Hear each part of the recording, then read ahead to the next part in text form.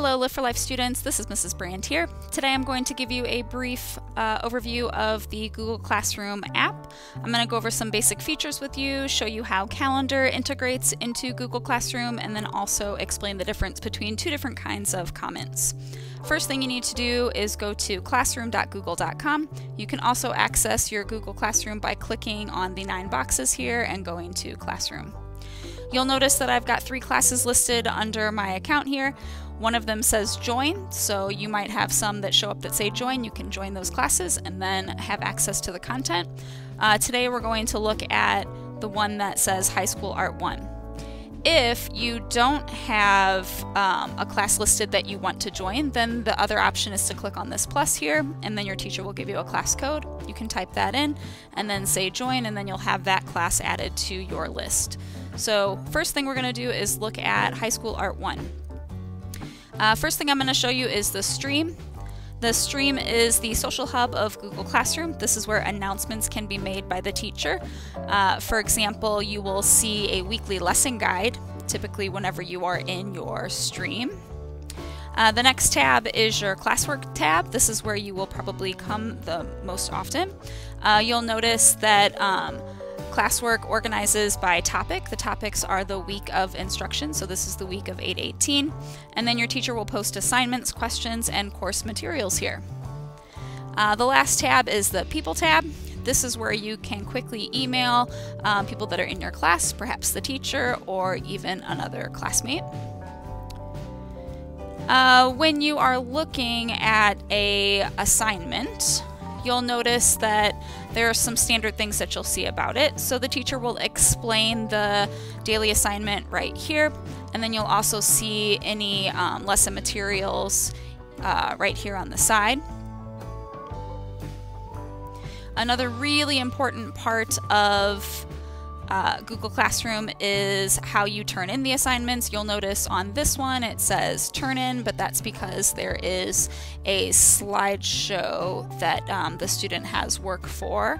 If we look at another assignment like this end of lesson check, you'll notice that it says mark as done. So it's important that you're either clicking on turn in or the mark as done button here whenever you complete an assignment in Google Classroom, so that the teacher is alerted to grade it.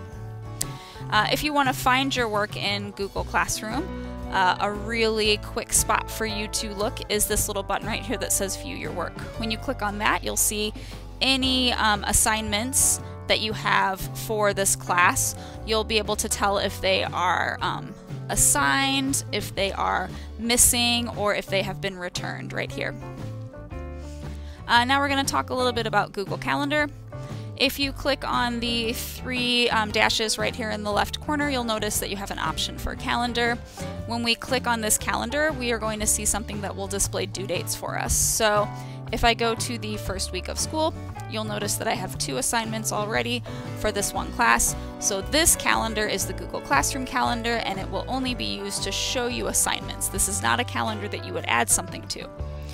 If we go back to Google Classroom, then you'll notice there's another calendar option available, and that is Google Calendar. So if I click on Google Calendar, that'll pull up my my actual Google Calendar, and I'll be able to see any assignments or things that I have listed.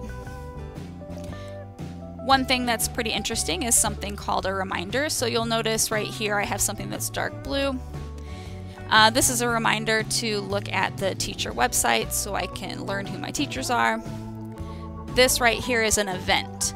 So this is something that is scheduled to happen on that day at that time, and I can get an alert before that happens. If I want to add something to the calendar, I can just click anywhere on one of these cells. I can decide if I'm adding an event or if I'm adding a reminder.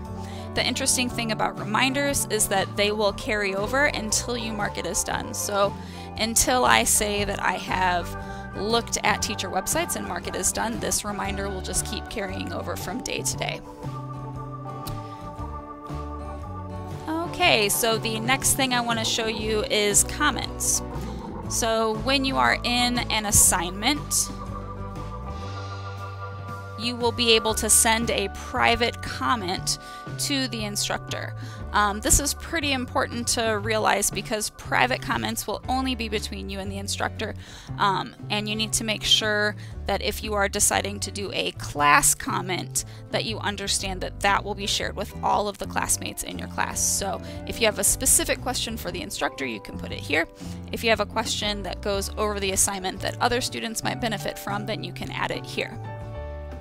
Okay, that's all that I have for you today. I really hope that you found this quick tour of Google Classroom helpful. If you have any questions, please feel free to email one of your teachers, or you can email me. All right, thank you.